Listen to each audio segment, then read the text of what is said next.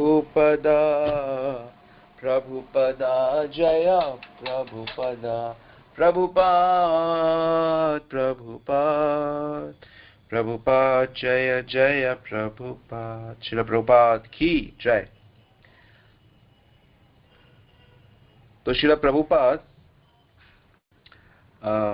जब डॉक्टर मिश्रा के साथ रह रहे थे और डॉक्टर मिश्रा जो योगा की क्लासेस चलाते थे और उनका काफ़ी प्रभाव था उस क्षेत्र में, और एक दो ऑफिसेज उनके थे और उन्हीं के एक योगा ऑफिस में श्रील प्रभुपाद जी रहते थे जो 5th स्टोरी 5वीं मंजिल पे था। तो प्रभुपाद ने एक बार उन्हें कहा कि आप का नाम डॉक्टर मिश्रा है, तो चैतन्य महाप्रभु के पिता का नाम भी जगन्नाथ मिश्र था, तो आपको चैतन्य महाप्रभु के इस मिशन की बातों को प्रचार करने में मदद करनी चाहिए। तो ये जो डॉक्टर मिश्रा थे ये तो निराकार के उपासक थे, निराकार निर्गुण सिद्धांत थी इसकी व्याख्या करते रहते थे, और कभी जब प्रभुपाद कहते थे कि मैं कुछ बोलूं तो वो उनको बोलने का मौका ही नहीं देते थे, अधिक से अधिक उनसे थोड़ा बहुत कीर्तन करवाते थे। तो वो तो कहते थे कि नहीं, हम तो आपको चैतन्य महाप्रभु का अवतार ही मानते हैं, ऐसे कटाक्ष करते थे, तो आपको किसी सहायता की कोई आवश्यकता नहीं है। तो उन्होंने कहा ठीक है, आप ऐसा करिए कि इतना नहीं कर सकते तो आप कम से कम जो मैं भागवतम का अनुवाद कर रहा हूं तो उसकी संस्कृत को आप चेक कर लिया करें। परंतु उस समय कोई बहाना करके डॉक्टर मिश्र ने इसको भी टाल दिया, लेकिन उनको बाद में बहुत इसका पछतावा हुआ क्योंकि उनको मालूम नहीं था कि इनकी भागवतम वर्ल्ड का एक लैंडमार्क बन जाएगी और एक इतना बड़ा मूवमेंट बस उसके दरवाजे पे ही ये खड़े हैं। तो भविष्य की चीज़ों को जानना वाकई बहुत मुश्किल होता है, ये बड़ा मुश्किल होता है बताना कि कौन सक्सेस होने वाला है, कौन फेलियर होने वाला है, क्योंकि बहुतों से जो बहुत अपेक्षा की जाती है कई बार वो नहीं कर पाते, और जिनसे कभी कोई अपेक्षा नहीं हो पाती, जैसे 70 साल की उम्र में कौन सोच सकता है कि कोई व्यक्ति इतनी दूर आएंगे और बिना किसी मदद के, बिना किसी सपोर्ट के वो इतना बड़ा मूवमेंट अकेले ही कर देंगे और 12 साल में वो इतना विशाल आंदोलन तैयार कर देंगे, और यह आंदोलन लगभग 10,000 सालों तक चलेगा, ऐसा भविष्यवाणी है। तो ये बात सही थी कि बिना धन के या बिना किसी सहायता के श्रील प्रभुपाद अधिक कुछ कर नहीं सकते थे, और हालांकि वो अपनी भागवतम पे निरंतर कार्य कर रहे थे और पाश्चात्य संस्कृति का अध्ययन कर रहे थे, और उन्होंने ये बात समझी कि अमेरिका के जो लोग हैं ये पूर्व के सिद्धांत की ओर बहुत आकर्षित हैं, विशेष रूप से आध्यात्मिकता की ओर, लेकिन दुर्भाग्यवश जो सरकार है वो इन चीज़ों का सम्मान नहीं करती, और ये जो आश्रम यहाँ इतने सारे बने हुए हैं पूर्व के आध्यात्मिकता के नाम पे, ये भोली भाली जनता का बहुत अच्छे से शोषण करती है, और भारत में भी ऐसा ही हो रहा है। लेकिन अच्छी बात यह है कि अमेरिकन लोगों को इस आध्यात्मिकता में उनकी रुचि है, और प्रभुपाद ने अमेरिका में ये भी स्टडी किया कि वहाँ के लोग भारतीय कला और संगीत में कितनी रुचि रखते हैं, और उन्होंने ये जानकर उन्हें बहुत अच्छा लगा कि अच्छा खासा इंटरेस्ट उनका है। इसी चीज़ को देखने के लिए वो एक मद्रास से आई हुई एक डांसर बाला सरस्वती का नृत्य देखने के लिए गए अपने एक मित्र के साथ।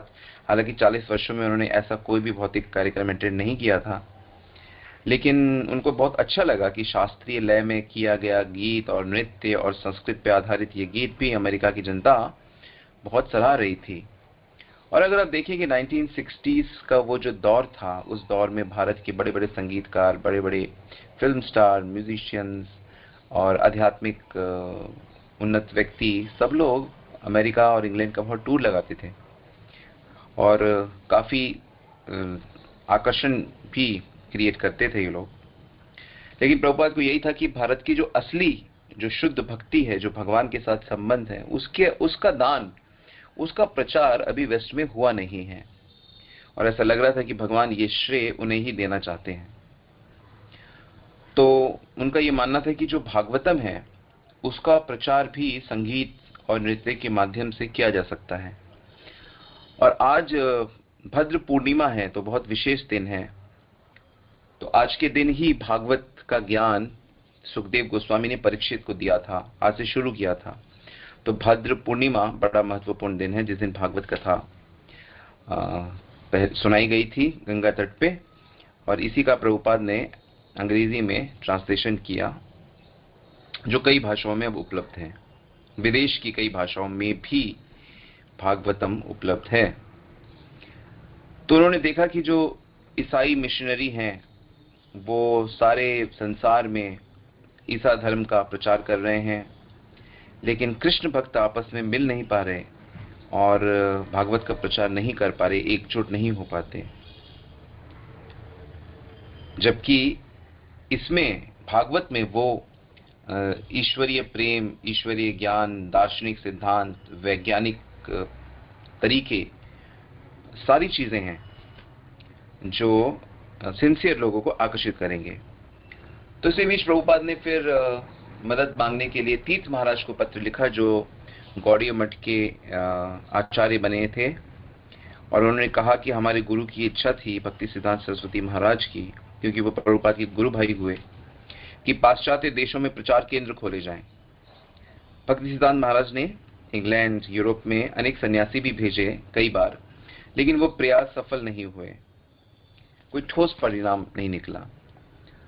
तो प्रभुपाद उनको पत्र में लिखते हैं कि मैं इसी उद्देश्य को लेकर यहाँ पर आया हूँ, और जैसे भी हो मैं यहाँ पहुँच गया हूँ, और मैंने ऐसे ग्रंथ लिखे हैं, और आवश्यकता है आपकी थोड़ी सी सहायता की, ताकि हम यहाँ पे एक केंद्र बना सके। और मैंने ऐसी बिल्डिंग भी देख लिया है, और उस बिल्डिंग का पूरा विवरण प्रभुपाद देते हैं, जो उनका स्टाइल है कि वह हर चीज की बिल्कुल डिटेल्स तक जाते थे और अपनी योजनाओं को बहुत उत्साह से सबको बताते थे।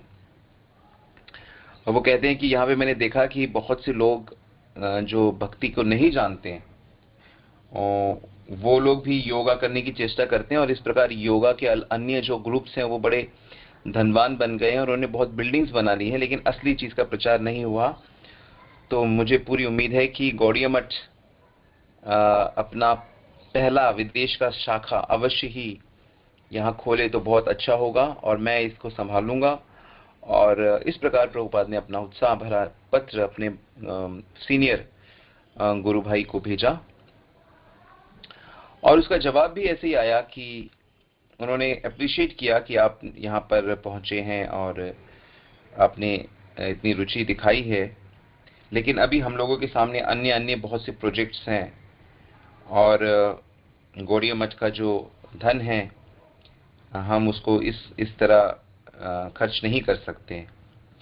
हालांकि उत्तर बहुत ही विनम्रपूर्ण था, लेकिन प्रभुपाद को इसका बहुत अनुभव था ना सुनने का, सहयोग नहीं प्राप्त होने का। तो कई डिकेड से वो इस चीज का अनुभव कर रहे थे, लेकिन प्रभुपाद ने कहा कि हालांकि उत्तर उत्साहजनक नहीं था, लेकिन मैं कैसा व्यक्ति हूं, मैं ऐसा व्यक्ति हूं जो आसानी से निराश नहीं होता, मैं निराश होने वाला व्यक्ति नहीं हूं।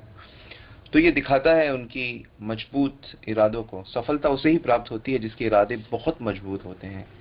सारी दुनिया भी जिस पे विश्वास नहीं करती, वो व्यक्ति उस पे विश्वास करता है और अपने रास्ते पे चलता रहता है। सफलता ऐसे ही महान व्यक्तित्वों के कदम चूमती है। इसलिए भगवान की सेवा में तो विशेष रूप से किसी को भी हार नहीं माननी चाहिए। यदि कोई भी कार्य गुरु की प्रसन्नता के लिए किया जाता है, ना कि अपने मिथ्या अहंकार को पोषित करने के लिए, वह कार्य जो भगवान की सेवा के लिए किया जाता है। क्योंकि भक्त और कर्मी में क्या फर्क है? भक्त जो होता है वो कृष्ण की इंद्रियों को तुष्ट करना चाहता है, और जो कर्मी है वो अपने आप को सुखी करना चाहता है, वो अपनी इंद्रियों को तुष्ट करना चाहता है। तो ये मेन फर्क है। और प्रभुपाद तो अपने जान की परवाह भी नहीं करते, अपने इतनी उम्र की भी परवाह नहीं करते, और ऐसे महान व्यक्ति को अवश्य ही कृष्ण कितना प्रेम करते हैं और कितनी परीक्षा भी उन्होंने ली।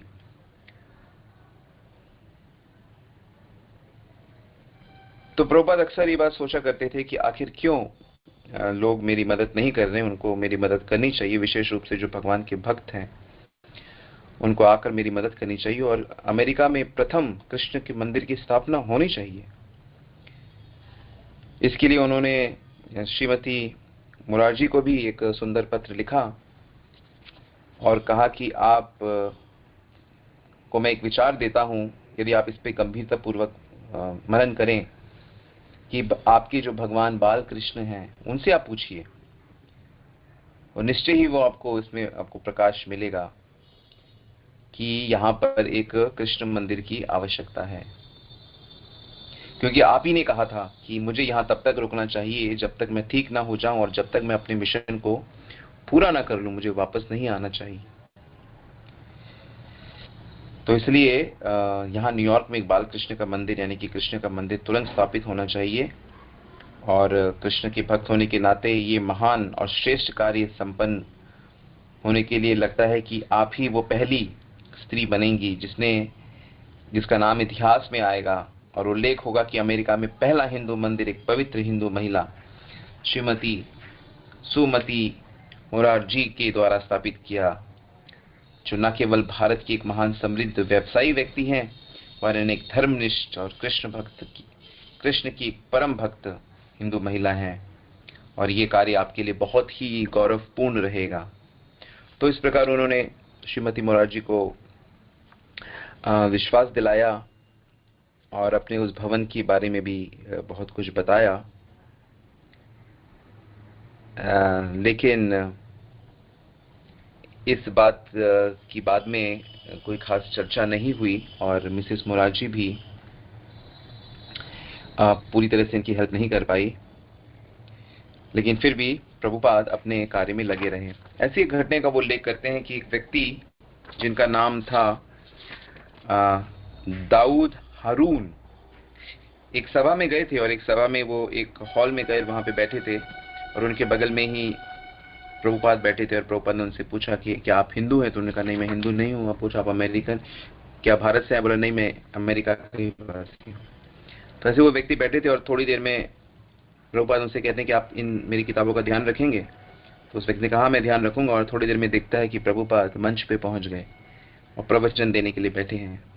प्रभुपाद ने बहुत जोरदार प्रवचन दिया, सब लोग बहुत प्रभावित हुए और सब लोग उनको घेर के खड़े हो गए। तब प्रभुपाद भीड़ से अलग इनके पास आके कहते हैं कि क्या आप मेरी पुस्तकों को बांटने में और पैसे इकट्ठे करने में मेरी मदद करेंगे? तभी मुस्लिम व्यक्ति एकदम मान गया और ये कहता है ऐसा लगता था कि मैं उनका शिष्य हूँ और उनके इस प्रचार में आया हूँ। हालांकि मैं मुसलमान हुआ, लेकिन मैं यहाँ हिंदू स्वामी की सेवा कर रहा हूँ और मुझे उनसे बात करके बहुत अच्छा लगा। मुझे ऐसा लगा कि ये कितने शुद्ध हैं, कितने शांत हैं और कितने अच्छे हैं। और उस व्यक्ति ने भी प्रभुपाद की लिखी भागवतम का सेट खरीदा और उस दिन प्रभुपाद ने बहुत से ग्रंथ दिए। तो कहने का अर्थ ये है कि अमेरिका में लोगों की बहुत अच्छी रुचि है आध्यात्मिकता में और प्रभुपाद अपने मिशन में जैसा वो भारत में कर रहे थे वही चीज अमेरिका में भी अकेले ही अपने भागवतम के सहारे, भगवान कृष्ण और गुरु के आदेश के सहारे वो इस कार्य में लगे रहे। तो आगे देखेंगे कि कैसे यह यात्रा आगे बढ़ती है। जय श्रीला प्रभुपाद। हरे कृष्ण।